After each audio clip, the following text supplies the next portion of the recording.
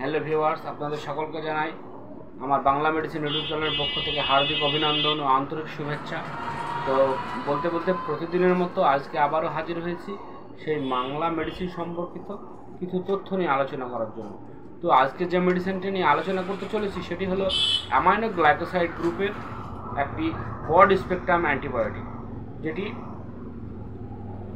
Amoxicillin amoxicillin, যার brand name মক্সিবি 625। এতে রয়েছে অ্যামক্সিসিলিন 500 mg ও ক্লাভনিক অ্যাসিড রয়েছে 125 mg, যেটি মিলিত হয়ে তৈরি হয়েছে এটি মক্সিবি 625। এই মক্সিবি 625 ছাড়াও আমরা এটি বাজারে অনেক নামে পেয়ে থাকি, ক্লাভাম, মক্স ক্লাব 625, মক্সিকান্ড সিবি 625।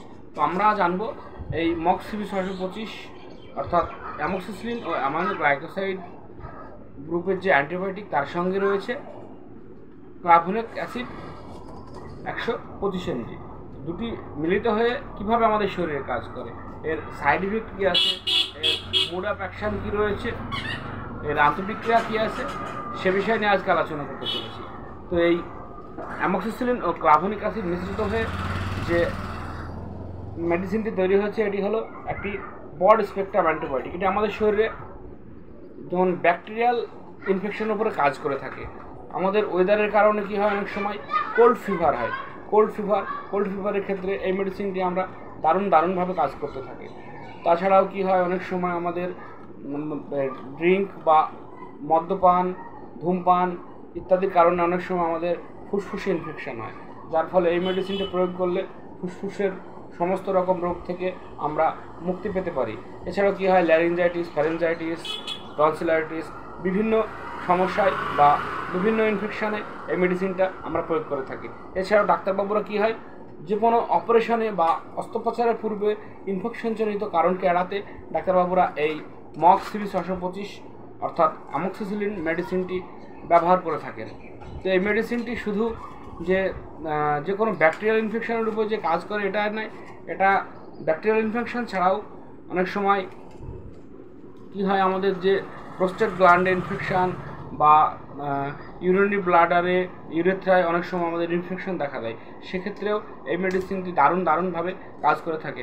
এছাড়াও স্কিনের যে কোনো সমস্যার ক্ষেত্রে এই মেডিসিনটি আমাদের শরীরে কাজ করে। যেমন আমাদের স্কিনের সমস্যা বলতে অনেক সময় কী হয়, আমাদের মুখে প্রচুর পরিমাণে পিম্পলস হয়। বিশেষ করে মেয়েদের বা ছেলেদের বয়ঃসন্ধির সময় কী হয়, মুখে প্রচুর পরিমাণে পিম্পলস বের হয়। সেক্ষেত্রেও ডাক্তারবাবুরা মেডিসিনের সঙ্গে এই অ্যান্টিবায়োটিকটা প্রয়োগ করে থাকেন। এছাড়াও দাঁত, হাজা, চুলকানি বিভিন্ন সমস্যায় এই মেডিসিনটি ব্যবহার করা যায়। এছাড়াও দাঁতের ইনফেকশান, কানের ইনফেকশান, অনেক সময় কী হয়, আমাদের মাড়িতে রক্ত জমে, পুজ হয়, সেক্ষেত্রেও আমরা এই মেডিসিনটি প্রয়োগ করতে দেখে থাকি বা প্রয়োগ করা যায়। এছাড়াও কানের ইনফেকশনের ক্ষেত্রেও ডাক্তারবাবুরা এই মেডিসিনটি ব্যবহার করে থাকেন। এই মেডিসিনটি ছোট থেকে বৃদ্ধ সকলের ব্যবহার করা যায়। বাচ্চাদের এটি ড্রপ ও সিরাপ রূপে পাওয়া যায় ও বড়দের অ্যাডাল্ট ডোজে এই ট্যাবলেটটি দিনে 3 বার খাবার পর ডাক্তারবাবুরা দিয়ে থাকেন। ছোটদের ডোজ ডাক্তারবাবুরা নির্ধারণ করে থাকেন যাদের দেহের ওজন ও তাদের বয়স অনুযায়ী। তো এই মেডিসিনটি প্রয়োগ করার সময় ডাক্তারবাবুর পরামর্শ নেওয়া অবশ্যই উচিত। এই মেডিসিনটির সাইড ইফেক্ট বলতে তেমন বোঝা যায় না। অনেক সময় এই মেডিসিনটির সাইড ইফেক্ট মাথা ঘোরা, বমি ভাব, পেট ব্যথা করা। এছাড়াও এই মেডিসিনটি যাদের লুজ মোশনের সমস্যা রয়েছে তাদের এই মেডিসিন প্রয়োগ করলে অনেক সময় ডায়রিয়া দেখা দেয়, ডায়রিয়ার সমস্যা হতে পারে। তো এই মেডিসিনটি প্রয়োগ করার আগে বিশেষ করে স্তনদানকারী মাতা ও গর্ভবতী মহিলারা অবশ্যই ডাক্তারবাবুর শরণাপন্ন হবেন। তো বন্ধুরা, আজকে ছিল এই পর্যন্তই মক্সিবি 625 নিয়ে। তো এই পর্যন্ত রইল মক্সিবি 625। তো পরবর্তী ভিডিও নিয়ে আবারও হাজির হব। ভালো থাকবেন, সুস্থ থাকবেন, ধন্যবাদ।